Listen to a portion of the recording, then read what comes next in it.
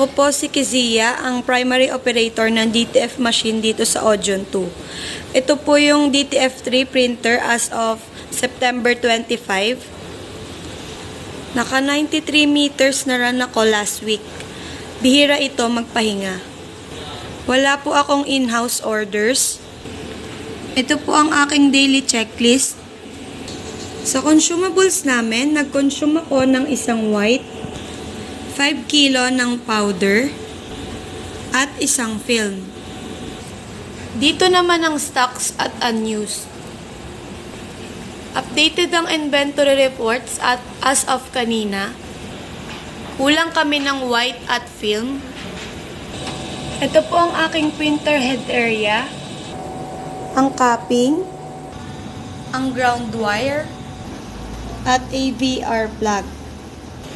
Ganito naman po ang tamang pag-nozzle check.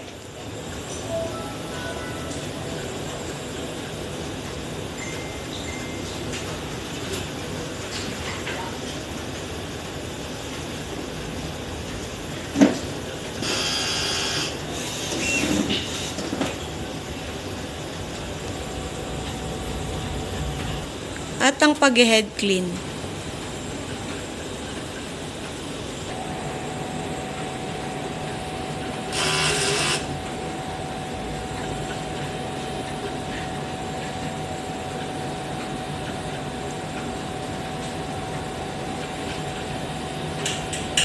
Nandito naman po ang aming ink tank area. Ang last disposal ng ink tank ay kahapon. Nililinis ko yung printer every 10 meters.